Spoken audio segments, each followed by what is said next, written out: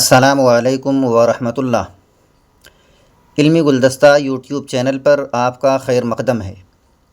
میں آپ کا میزبان مفتی عبدالسلام قاسمی اس وقت آپ کی خدمت میں حاضر ہیں زمانہ اور اس کی قسموں کو لے کر۔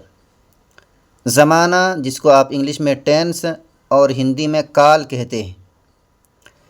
آپ کو یہ بات بھی معلوم ہوگی کہ زمانے کی 3 قسمیں ہیں: ماضی، حال اور مستقبل۔ ماضی جس کو آپ انگلش میں پاسٹ کہتے ہیں اور ہندی میں اسی کو بھوت کال کہتے ہیں۔ حال جس کو پریزنٹ اور ہندی میں ورتمان کال بھی کہتے ہیں، اور مستقبل جس کو آپ انگلش میں فیوچر اور ہندی میں بھوشیہ کال بھی کہتے ہیں۔ مختصر میں اس کی تعریف بھی کرتا جاؤں۔ ماضی اس زمانے کو کہتے ہیں جس میں گزرے ہوئے زمانے میں کسی کام کے کرنے یا ہونے کی خبر دی جائے، جس کو آپ پاسٹ اور بھوتکال بھی کہتے ہیں۔ زمانہ حال جس میں موجودہ وقت میں کسی کام کے کرنے یا ہونے کی خبر ہو، اسی کو اردو میں حال، انگلش میں پریزنٹ اور ہندی میں ورتمان کال بھی کہتے ہیں۔ مستقبل زمانہ جس میں آنے والے وقت میں کسی کام کے کرنے یا ہونے کی خبر دی جائے، اسی کو اردو میں مستقبل، انگلش میں فیوچر اور ہندی میں بھوشیہ کال بھی کہتے ہیں۔ امید ہے کہ آپ نے یہ تعریف یا پریبھاشا اور ان کی مثالوں کے ساتھ ان تمام چیزوں کو سمجھ لیا ہوگا۔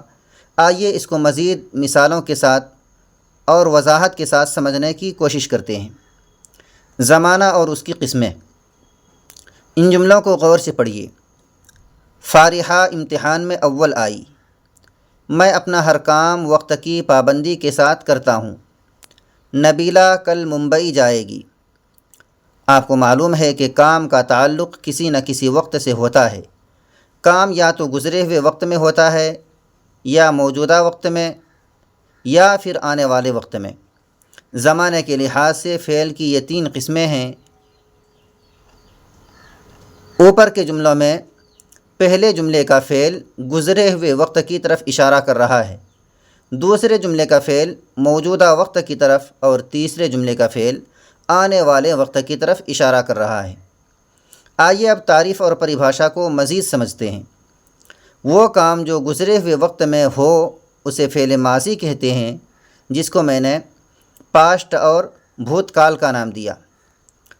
نمبر 2، وہ کام جو موجودہ وقت میں ہو اسے فعل حال کہتے ہیں، جس کو آپ انگلش میں پریزنٹ اور ہندی میں ورتمان کال بھی کہتے ہیں۔ نمبر 3، وہ کام جو آنے والے وقت میں ہو اسے فعل مستقبل کہتے ہیں، جس کو آپ انگلش میں فیوچر اور ہندی میں بھوشیہ کال بھی کہتے ہیں۔ آگے فعل یا تو معروف ہوتا ہے یا مجہول۔ فعل معروف کی آسان تعریف: جس کام میں کرنے والا معلوم ہو، جس کام کا فاعل معلوم ہو، اسی کو فعل معروف کہتے ہیں، اور جس کام میں فاعل یعنی کرنے والا معلوم نہ ہو اسی کو فعل مجہول کہتے ہیں۔ آئیے مثالوں سے مزید سمجھتے ہیں۔ فعل معروف، فعل مجہول۔ ان جملوں کو غور سے پڑھیے۔ سلیم نے ضرورت مندوں کو کمبل تقسیم کیے۔ ہمارے گھر میں سب لوگ وقت پر کھانا کھاتے ہیں۔ کمبل تقسیم کیے گئے، کھانا کھایا جاتا ہے۔ آپ ان مثالوں میں غور کریں۔ پہلے جملوں میں جو فعل ہیں ان کے فاعل معلوم ہیں، جیسے سلیم یہ فاعل ہے، تقسیم کیے یہ فعل ہے، فعل مجہول۔ کھاتے ہیں فعل ہے، فعل معروف ہے۔ سب لوگ یہ فاعل ہیں اور اس میں فاعل معلوم ہے۔ آخری 2 جملوں میں جو فعل ہیں ان کے فاعل معلوم نہیں ہیں، جیسے کمبل تقسیم کیے گئے اور کھانا کھایا گیا۔